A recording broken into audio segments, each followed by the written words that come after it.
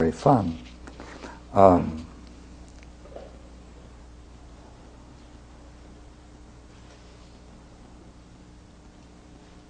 Men are deceived in their knowledge of things that are manifest, even as Homer was, who was the wisest of all the Greeks. For he was even deceived by boys killing lice when they said to him, "What we have seen and grasped, these we leave behind, whereas what we have not seen and grasped, these we carry away." Homer deserves to be thrown out of the contests and flogged. Hesiod distinguishes good days and evil days, not knowing that every day is like every other.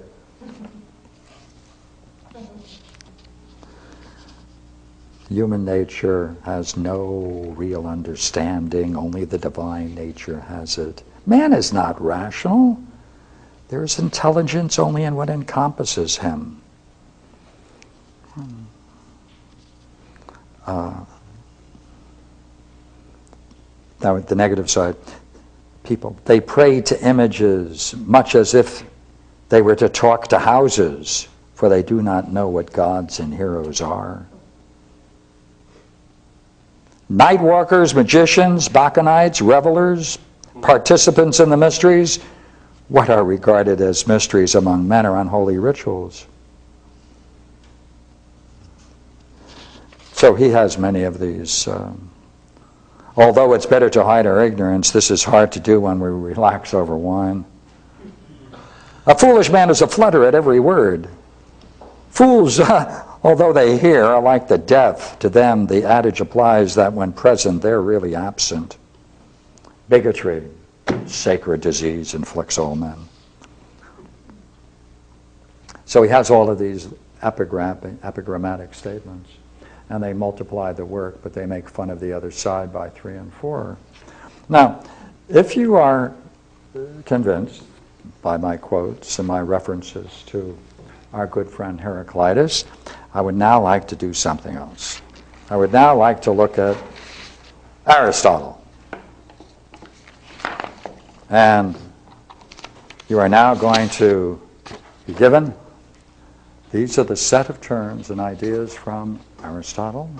Pardon me, Heraclitus. Pass one around.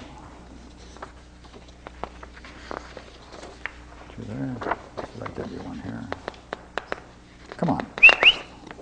They don't want to come apart. Hey there. Okay.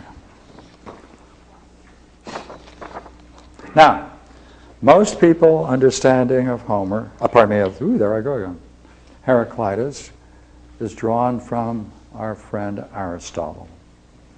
Now these are 7 of the statements drawn from Heraclitus. If this is all we have of Heraclitus, then you would come to certain conclusions. But if these exist, as they do in Aristotle, and these 124 statements is really what exists of Heraclitus, and by the way, he was said to have had one of the great libraries in the ancient days, then we can then continue the point we were making last week, and it's going to go on as long as we're in this series, that each time you have to give a test. And we have to grade Aristotle's understanding of his contemporary philosophers. And I think you will see as we go through this again and again and again that he's going to get very poor grades. Therefore, when people in our culture go to Aristotle as a source for understanding the pre-Socratics, we're in trouble, I think. But maybe he'll get a high grade tonight. Let's try it. Take a minute out, I'll read them together. All things are in motion, as Heraclitus says. Hippasus of Metapontum and Heraclitus of Ephesus declare that fire is the first principle. Heraclitus says that all things at some time become fire. Some such as Empedocles of Acracus and Heraclitus of Ephesus say that there is an alternation in the destructive process which goes on now in this way, now in that, continuing without end. It is logically impossible to suppose that the same thing is and is not, as some think Heraclitus said. Supporters of the theory of forms are led to it by means of Heraclitus's argument concerning truth, in which he holds that whatever is perceived by the senses is in a state of flux. Accepting that much of his argument, these philosophers go on to argue that if there is to be science or knowledge of anything, there must be other entities in nature besides those perceived by the senses, inasmuch as there can be no science of what is in a state of flux. Whereas some think of the like as a friend and the opposite as an enemy, others think of opposites and friends, and Heraclitus blames the poet who wrote, would that strife might perish among gods and men, arguing that there could be no harmony without both low and high notes, and no living things without the pair of opposites, male and female. To punctuate Heraclitus is difficult because it is often unclear whether a given word should go with what follows or with what precedes it. When, for instance, at the beginning of his treatise he says, although this logos exists always, men are unaware of it. It's unclear whether always belongs with exists or with are unaware.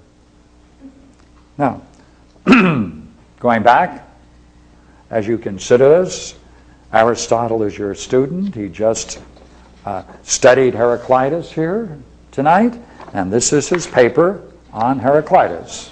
This is Aristotle on Heraclitus. Pardon? This is Aristotle on Yes, Heraclitus. this is all Aristotle on Heraclitus. These are all the quotes from Aristotle on Heraclitus. He is one of your students, and you just gave him a talk, just as I have here on the board, and he just gave you this paper as a summary of his good work, and you are now going to grade it. All right? Okay, take a minute out, give him a grade. Are you saying that all things are in motion, as Heraclitus says, is not Heraclitus, but is Aristotle? These are all quotes from Aristotle. about dealing with, presumably quoted from or references to Heraclitus. I'm still missing. All things are in motion is not a quote from Heraclitus. Pardon me, doesn't say as Heraclitus says? Yeah, That's all we have. okay. That's what Aristotle, but I don't see that here. Well, I don't mind that. But yeah, how about this point? Is this clear? This statement can be found in Aristotle. I can give you the reference to it. And it deals with Heraclitus. Heraclitus came here tonight, and he made these notes about the writings of Heraclitus, and I'm asking you to grade them to see how well he did in the study of Heraclitus. On the first point, it seems like it's okay since Heraclitus says everything flows, nothing abides. Sure. Yes. So, So, He gets a couple of points. a point Fine. on the first one. fine. Second one is no good, right? The logos. Everything comes from the logos, or maybe I misheard. Yeah, that's not the first one.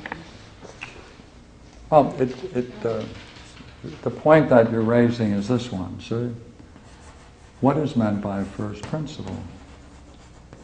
If the first principle is to account for nature, then he sees all things flowing out of and to, flowing into and gathering out of.